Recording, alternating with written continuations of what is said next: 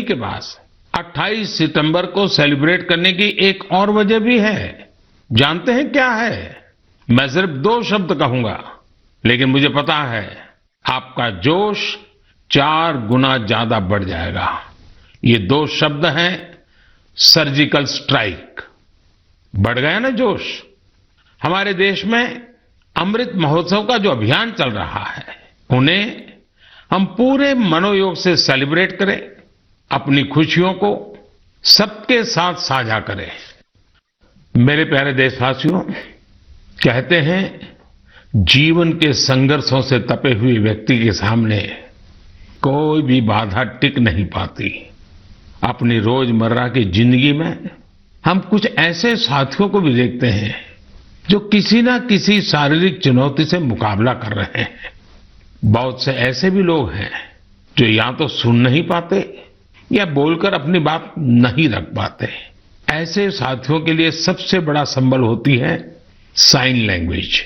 लेकिन भारत में बरसों से एक बड़ी दिक्कत ये थी कि साइन लैंग्वेज के लिए कोई स्पष्ट हाव भाव तय नहीं थे, स्टैंडर्ड्स नहीं थे। इन मुश्किलों को दूर करने के लिए ही वर्ष 2015 में Indian sign language research and training centre की स्थापना हुई थी। मुझे खुशी है कि ये संस्थान अब तक 10,000 वर्ड्स और एक्सप्रेशंस की डिक्शनरी तैयार कर चुका है।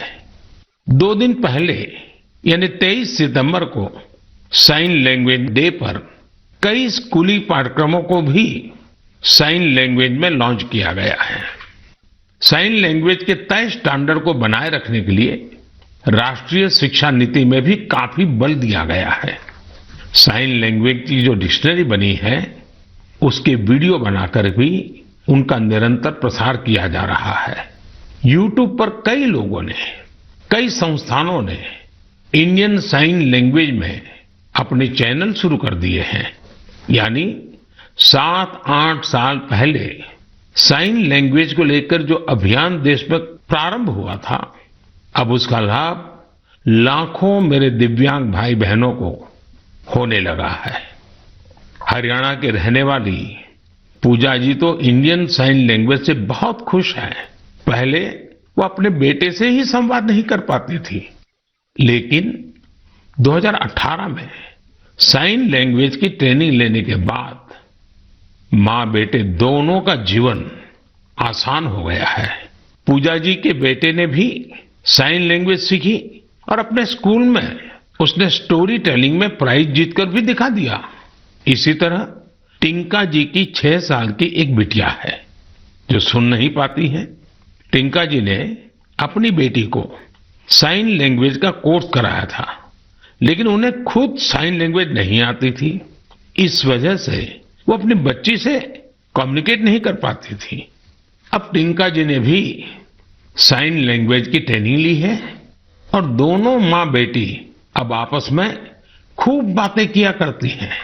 इन प्रयासों का बहुत बड़ा लाभ केरला की मंजू जी को भी हुआ है। मंजू जी जन्म से ही सुन नहीं पाती है। इतना ही नहीं, उनके पेरेंट के जीवन में भी यही स्थिति रही है। ऐसे में साइन लैंग्वेज ही पूरे परिवार के लिए संवाद का जरिया बनी है। अब तो मंजू जी खुद ही साइन लैंग्वेज की टीचर बनने का भी फैसला ले लिया है। साथियों, मैं इसके बारे में मन की बात में इसलिए भी चर्चा कर रहा हूं ताकि इंडियन साइन लैंग्वेज को लेकर अवेयरनेस बढ़े। इससे हम अपने दिव्यांग साथियों की अधिक से अधिक मदद कर सकेंगे। भाइयों और बहनों, कुछ दिन पहले मुझे ब्रेल में लिखी हेमकोश की एक कॉपी भी मिली है। हेमकोश असमिया भाषा की सबसे पुरानी डिक्शनरीज में से एक है। यह 19वीं शताब्दी में तैयार की गई थी। इसका संपादन प्रख्यात भाषाविद हेमचंद्र बरुआ जी ने किया था। हेमकोश का ब्रेल एडिशन करीब 10,000 पन्नों का है और यह 15 वॉल्यूम से भी अधिक में प्रकाशित होने जा रहा है। इसमें 1 लाख से भी अधिक शब्दों का अनुवाद होना है।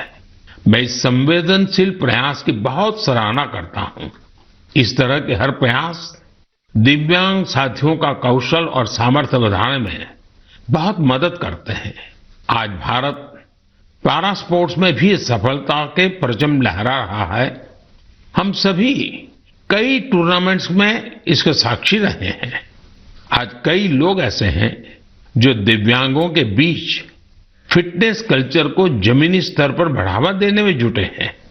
इससे दिव्यांगों के आत्मविश्वास को बहुत बल मिलता है।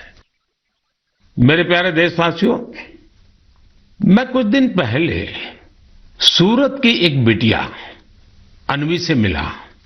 अन्वी और अन्वी के योग से मेरी वो मुलाकात इतनी यादगार रही है कि उसके बारे में मैं मन की बात के सभी श्रोताओं को जरूर बताना चाहता हूं।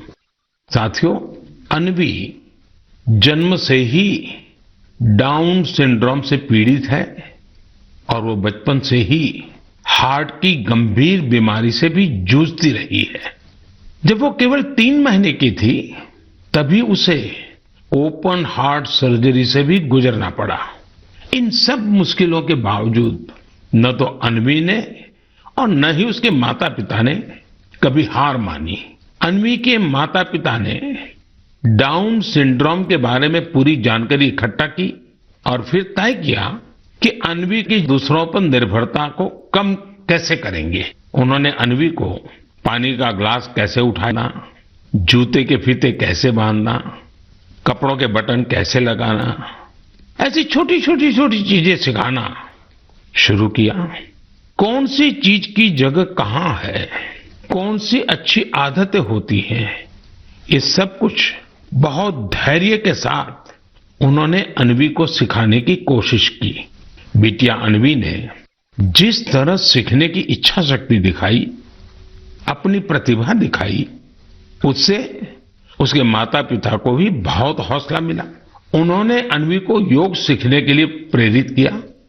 मुसीबत इतनी गंभीर थी कि अन्वी अपने 2 पैर पर भी खड़ी नहीं हो पाती थी। ऐसी परिस्थिति में उनके माता पिताजी ने अन्वी को योग सीखने के लिए प्रेरित किया। पहली बार जब वो योग सिखाने वाली कोच के पास गई तो वे भी बड़ी दुविधा में थे कि क्या ये मासूम बच्ची योग कर पाएगी। लेकिन कोच को भी शायद इसका अंदाजा नहीं था कि अन्वी किस मिट्टी की बनी है। वो अपनी मां के साथ योग का अभ्यास करने लगी और अब तो वो योग में एक्सपर्ट हो चुकी है।